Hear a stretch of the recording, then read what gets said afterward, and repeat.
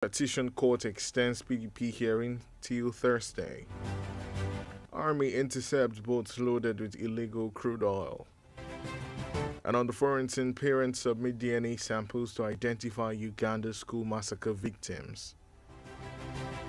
In sport, Arsenal table improved offer to West Ham for Declan Rice. Good evening and thank you for joining us for the news across the world on Diamond 88.7 FM Ilorin. I am Mekamua Osigbodi. You can listen to us via our website www.diamondfm.net or watch us live on Facebook at Diamond 887 FM or YouTube Diamond FM Ilorin. We bring you details of the news after this break. Drug abuse affects both brain and behavior. It has multifaceted impacts on one's body, mind, and nervous system. However, you can avoid being addicted by giving zero tolerance to the use of drugs. Associate yourself with the right persons. Do not give in to peer pressure and learn to handle life's pressure rather than resorting to hard substances. Remember, Diamond 88.7 FM cares for your sound spirit and good health. This message is from Diamond 88.7 FM. On Diamond 88.7 FM, we give credible, factual, balanced reports at all time. Join us as we take you around the globe on the world news. Diamond 88.7 FM, Ilorin, your shining supreme station.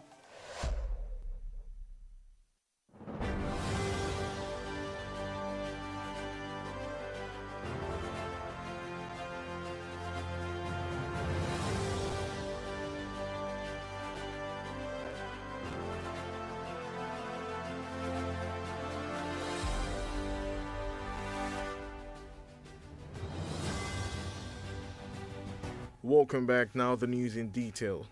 The newly appointed Inspector General of Police IGP Kayode Egbetokun says he feels ready to chase away all the criminals in Nigeria. He stated this during a chat with State House correspondents after his decoration with the rank of IGP. IGP Egbetokun expressed his feelings about his new responsibility, stating that he's looking forward to taking over tomorrow by 11 a.m. Earlier, Vice President Kashim Shettima decorated the newly appointed IGP with his new rank at a short ceremony at the Presidential Villa, Abuja. The Presidential Elections Petition Court has extended the days for the People's Democratic Party (PDP) and Atiku Abubakar to present its case by 2 days. The five-member panel of justices, presided by Justice Haruna Samani, agreed to extend the time after counsel to the PDP, Chris Uche, senior advocate of Nigeria, informed the court of the need to extend their time. He reminded the court that although their presentation would have ended today, June 20, 2 days were removed, including June 12, the Democracy Day. Lawyers to the Independent National Electoral Commission, INEC, Bola Tinubu, and the All Progressive Congress, APC, did not oppose the application to extend the hearing to Thursday, June 22.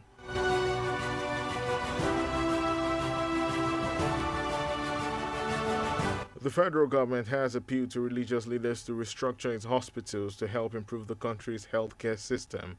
The Permanent Secretary, Ministry of Health, Engineer Debi Olufunsho, made this appeal today at the commissioning of the modern hemodialysis machine and other equipment donated to the Federal Medical Center by the Church of Jesus Christ of the Latter-day Saints in Abuja.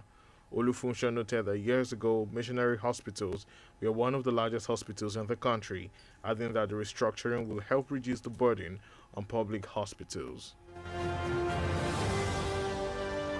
Former Benue State Governor Samuel Ortom has been taken into the custody of the Economic and Financial Crimes Commission, EFCC. Ortom was invited for questioning by the Anti-Graft Agency for alleged misappropriation of funds a month after leaving office. The ex-Benue governor arrived at the Abuja office of the EFCC this morning and was sighted walking into the building of the Anti-Graft Agency.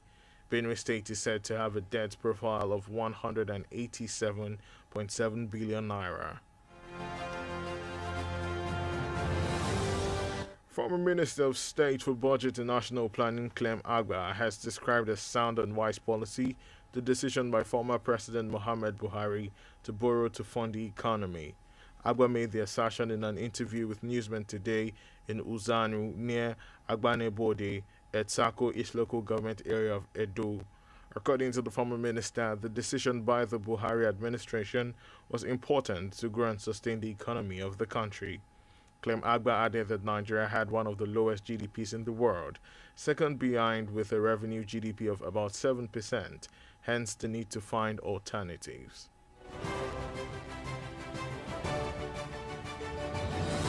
Operatives of a private pipeline surveillance contractor to the NPDC Splat joint venture RBCT Security, in collaboration with personnel of the Nigerian Army stationed at Ubagboro community along the Amokwe Escravos pipeline in the creeks of Delta State, have intercepted boats loaded with illegal crude oil. It was gathered that a serious manhunt by the security operatives, following intelligence gathered on the illegal operation of the oil bunkers, led to the interception of the locally made boats, popularly called Cotonou boats, laden with stolen crude oil, opposite the Cocoa River on Monday evening.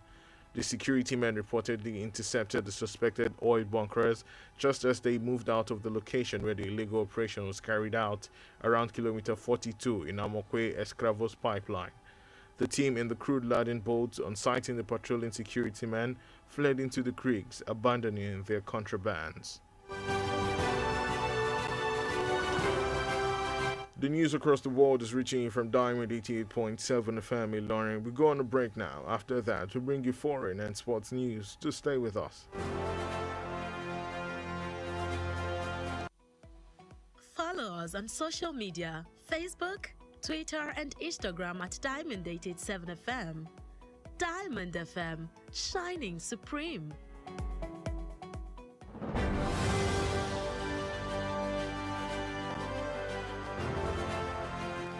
Welcome back from the break. You're still listening to the news across the world, reaching you from Diamond 88.7 FM in Ilorin. Now we continue with the stories. And moving on to the foreign scene, where parents of students missing after an attack on the local police station to submit DNA samples that could identify their children among the 42 bodies that have been recovered. One of Uganda's biggest massacres in recent decades occurred on Friday night at Lubirira Secondary School.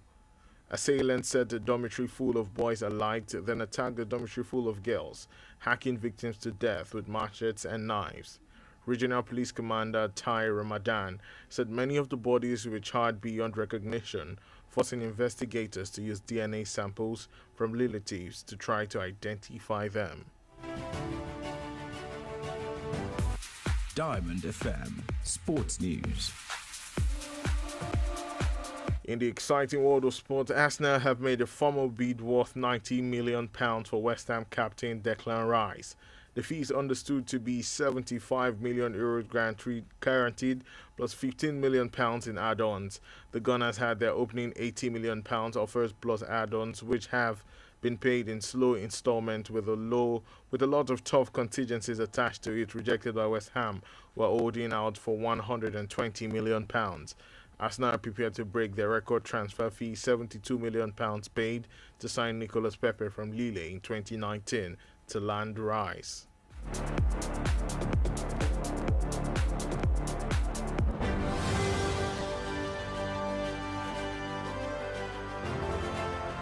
And with that, we have come to the end of the news across the world. But before we go, here is the recap of the major highlights.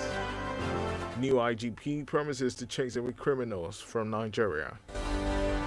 Petition court extends PDP hearing till Thursday. Army intercepts boats loaded with illegal crude oil. And on the foreign scene, parents submit DNA samples to identify Uganda school massacre victims. In sport, Arsenal table improved offer to West Ham for Declan Rice.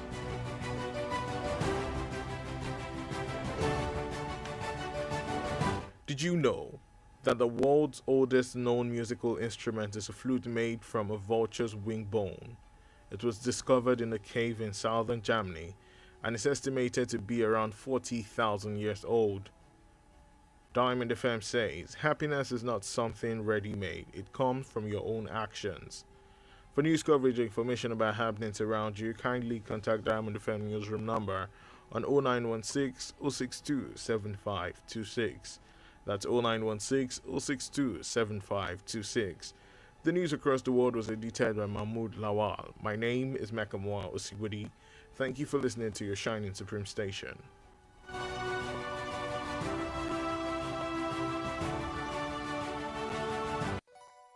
For up-to-date news reported across the globe, be rest assured you're on the right radio dial. Diamond 88.7 FM Ilorin, your shining supreme station.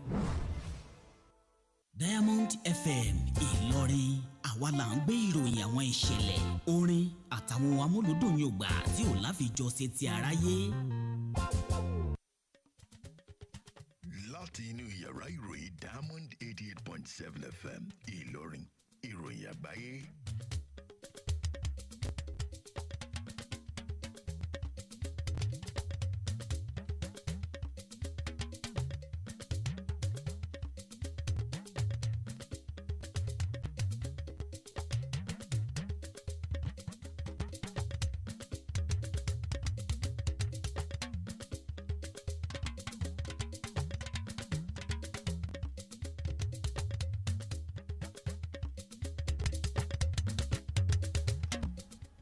Ẹ̀kúrọ̀lẹ́, èyí ni àwọn kókó inú ìròyìn káàkiri àgbáyé. IGP tuntun ti ṣèlérí láti fi mú àwọn ọ̀daràn dọ́rin. Ilé-ẹjọ́ ti ṣe àfikún ọjọ́ ìgbẹ́jọ́ ẹgbẹ́ òṣèlú PDP. Àjọ ọmọ-ogun ti gbẹ́sẹ̀ lé ọkọ̀ ojú omi tó kún fọ́fọ́ fún epo rọ̀bì.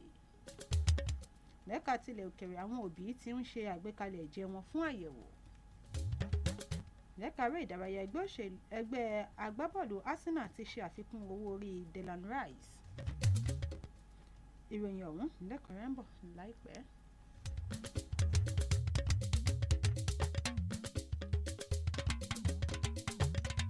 You need to sue me, man, or long. Pick or any opportunity by my ex in Japan. O lè ṣíde kúrò nílẹ̀ Nàìjíríà tán pátápátá gbà bẹ́ẹ̀. O kò ní ṣàìní àwọn ẹbí, ọ̀rẹ́ àtolùfẹ́ rẹ lórí ilẹ̀ náà. O lè jápa nítorí tí o fẹ́ láti ṣùgbọ́n sinmi rírannu mọ́ gẹ́gẹ́ bí ọ̀nà àbáyọ kan sí àwọn ìṣòro tó ń kojú orílẹ̀-èdè yìí lápapọ̀. Kódà bí o bá tilẹ̀ kó gbogbo ohun tí í ṣe tirẹ̀ kúrò nílé, síbẹ̀ ilé ẹni ni ilé ẹni, ìlú rẹ ní Nàìjíríà jẹ́ yóò máa gbé ọ lọ́kàn lájò.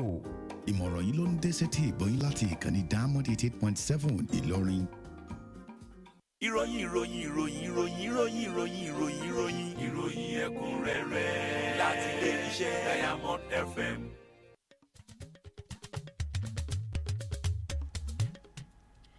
Ẹ káàbọ̀ padà, ìròyìn ọ̀hún rẹ̀ lẹ́kùnrẹ́rẹ́. Ọ̀gá àgbà pátápátá tuntun fún àjọ ọlọ́pàá Káyọ̀dé Ẹgbẹ́tọ̀kun ti ní wípé òun ti ṣetán láti fi mú àwọn ọ̀daràn dánrin nílẹ̀ Nàìjíríà. Ó fọwọ́ rẹ̀ yé lásìkò ìfọ̀rọ̀wérọ̀ pẹ̀lú àwọn oníròyìn lẹ́yìn tí wọ́n fún ní okùn àgbéga. Ó ní òun ti ṣetán láti gùnlé iṣẹ́ lówùúrọ̀ ọ̀la. Ṣáájú ní igbákejì ààrẹ Kashim Shettima ti fi okùn kún okùn IGP tuntun níbi ayẹyẹ kékeré kan tó wáyé ní ilé ìgbé ààrẹ nílùú Àbújá. Ilé-ẹjọ́ tó ń gbọ́ ẹ̀hónú ìdìbò ààrẹ ti fi ọjọ́ kún ọjọ́ tí ẹgbẹ́ òṣèlú PDP àti Àtíkù yóò ṣe àgbékalẹ̀ ẹjọ́ wọn pẹ̀lú ọjọ́ méjì. Ikọ̀ onídàájọ́ 5 tí adájọ́ Haruna Tìsàmánì tó gbà láti fi ọjọ́ kún ọjọ́ yìí lẹ́yìn ìgbà tí agbẹjọ́rò fún ẹgbẹ́ òṣèlú PDP Chris Uche béèrè fún àfikún ọjọ́.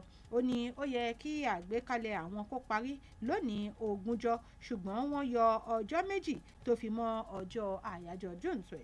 Àwọn agbẹjọ́rò fún àjọ INEC àti ti ààrẹ Bọ́lá Tinubu tó fi mọ́ ti ẹgbẹ́ òṣèlú APC kò tako ìbéèrè yìí kó tó wá di wípé adájọ́ fi àṣẹ sí àfikún ọjọ́ náà. Ìjọba àpapọ̀ ti rawọ́ ẹ̀bẹ̀ sí àwọn olórí ẹ̀sìn láti ṣe àtúnṣe àwọn ilé ìwòsàn wọn lójúnà àti lè fi mú ìgbélárugẹ bá ẹ̀ka ètò ìlera lórílẹ̀‐èdè Nàìjíríà. Akọ̀wé àgbà iléeṣẹ́ tó ń rí sí ètò ìlera onímọ̀ ẹ̀rọ Adébíyí Olúfúnṣọ́ ló pàrọwà yìí lónìí lásìkò tí wọ́n ń ṣí àwọn ohun èlò ètò ìlera kan tí wọ́n ṣe àgbékalẹ̀ rẹ̀ fún ilé ìwòsàn ìjọba àpapọ̀ FMC látọwọ́ ilé ìjọsìn Church of Jesus Christ of the Latter-day Saints nílùú Àbújá. Olúfúnṣọ́ ní wípé ní nǹkan bíi ọdún mélòó kan sẹ́yìn àwọn ilé ìwòsàn missionary jẹ́ ọ̀kan lára àwọn ilé ìwòsàn tí ó tóbi jùlọ lórílẹ̀‐èdè yìí àti wípé àtúnṣe àwọn ilé ìwòsàn yìí yóò túbọ̀ ran àwọn ilé ìwòsàn òní. Wọ́n ní owó tó tó 750 bílíọ̀nù náírà òun ní gbèsè tí ìpínlẹ̀ Benue ti jẹ sílẹ̀. mínísítà fẹ́tò ìṣúná tẹ́lẹ̀ rí Clem Agba ti ní wípé ìwà ọlọ́gbọ́n òun ni ìpinnu ààrẹ tẹ́lẹ̀ rí Muhammadu Buhari láti ya owó fi gbọ́ bùkátà ètò ọrọ̀ ajé. Agba sọ̀rọ̀ yìí lásìkò ìfọ̀rọ̀wánilẹ́nuwò pẹ̀lú àwọn oníròyìn lónìí ní Uzanu níjọba ìbílẹ̀ Edo. Ó ní ìpinnu ìṣèjọba Buhari wúlò púpọ̀ fún ìgbòòrò àti ìdúróṣinṣin ètò ọrọ̀ ajé ilẹ̀ wa. Clem Agba fi kún ọ̀rọ̀ rẹ̀ wípé ètò ọrọ̀ ajé ilẹ̀ Nàìjíríà wà lára àwọn orílẹ̀-èdè tí ètò ọrọ̀ ajé wọn kò tó kéré jọjọ tí ó sì nílò ìgbésẹ̀ ní kíákíá.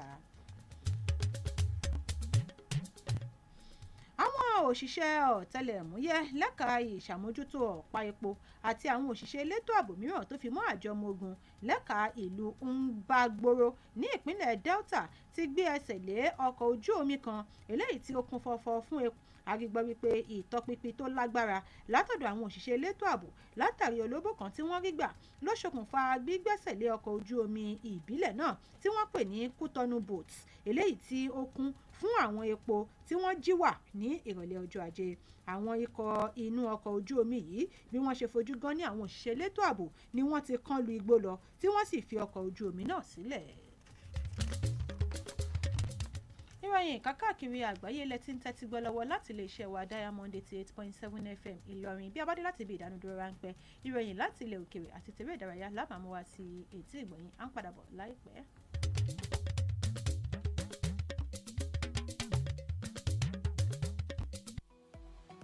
Ẹ darapọ̀ mọ́ wa ní ìtàkùn káyélujára wa ìtàkùn ìbádọ́rẹ̀ẹ́ Facebook ìtàkùn abẹ́yẹfò Twitter àti Instagram lórí Diamond 887 FM Diamond FM Shining Supreme.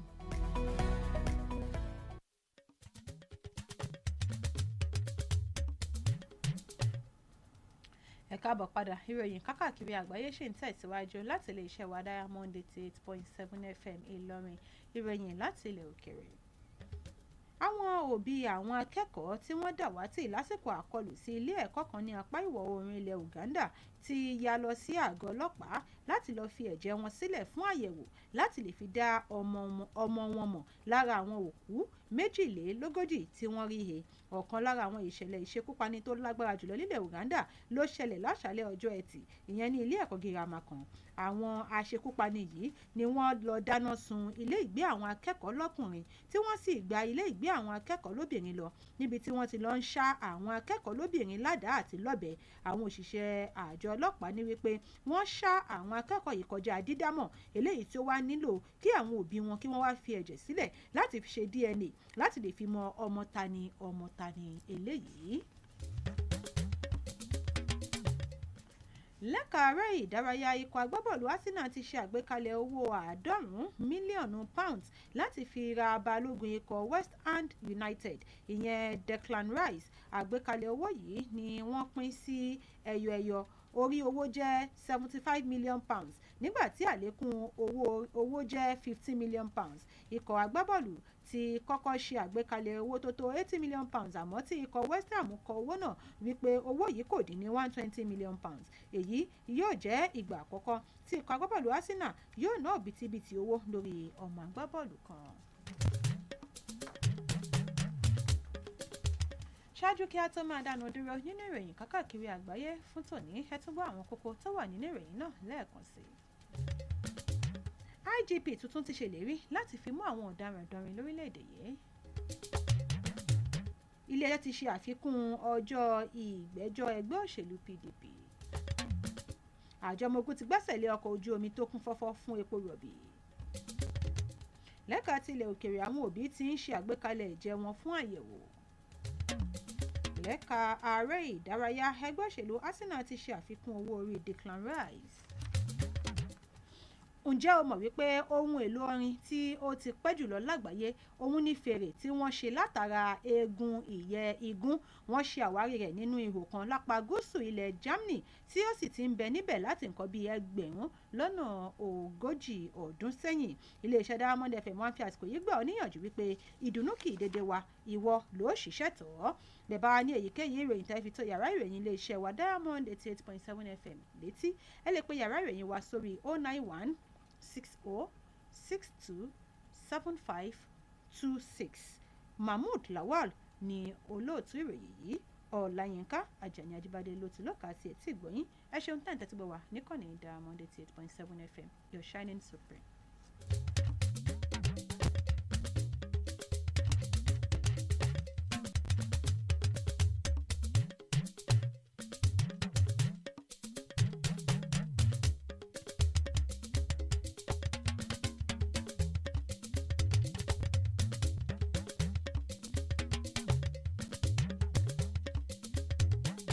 ìròyìn